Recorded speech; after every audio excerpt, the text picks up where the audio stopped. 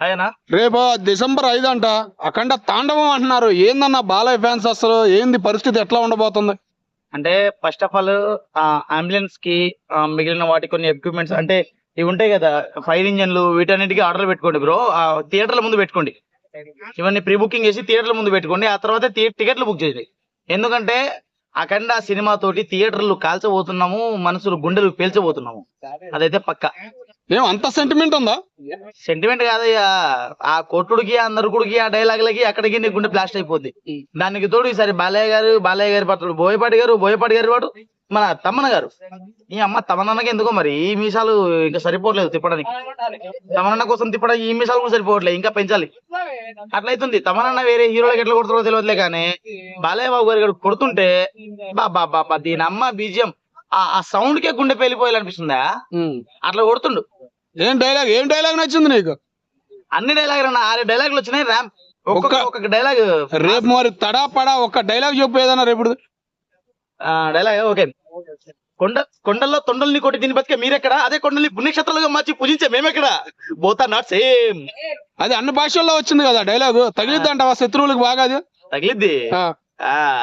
మరి టోటల్ గా ఏం చెప్పబోతున్నావు? ఎంత రాబోతుంది కలెక్షన్ అంటావు? అన్న కలెక్షన్ ఎంత రాబోతుంది ఏందని చెప్పేసి మనం చెప్పలేము. సో కలెక్షన్ పరంగా మాట్లాడుకుంటే ఒక రేంజ్ లో వస్తుంది అది.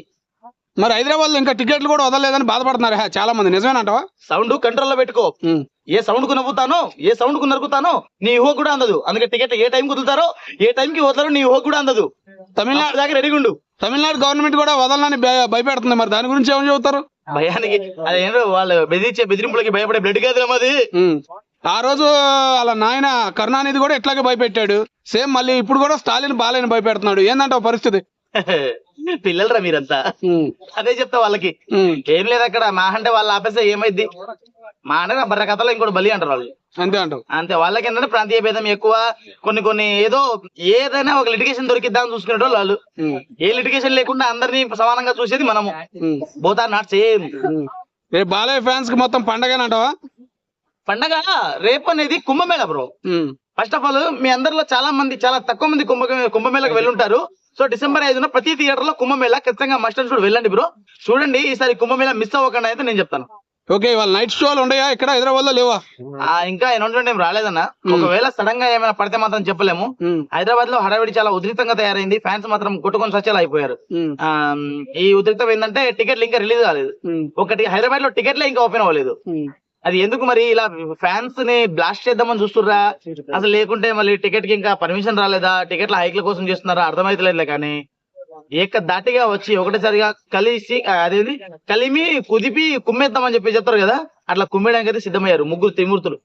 బోయపాటి గారు, బాలయ్య బాబు గారు, నందమూరి తమన్ గారు. ఓకే, ముగ్గురులో ఎవరికి పేరు వచ్చిందంట? మంచి పేరు ఈ సినిమాతో అన్నా దీంట్లో ఒకళ్ళ పేరు ఇద్దరి పేర్లు లేదన్నా. వాళ్ళ పేరుతోనే సినిమా వచ్చింది. వాళ్ళ పేరుతోనే ఈ సినిమాకే పేరు వస్తుంది అన్న. మన సినిమా ఇండస్ట్రీకే పేరు వస్తుంది. ఈ సినిమా ఇండస్ట్రీలో వీళ్ళు ఉన్నారంటే ఇక అదొక మార్క్. ఆ మార్క్ ని ఎవరు దాటలేడు అన్నట్టుగా చేస్తారు. Thank you. ఓకేనా?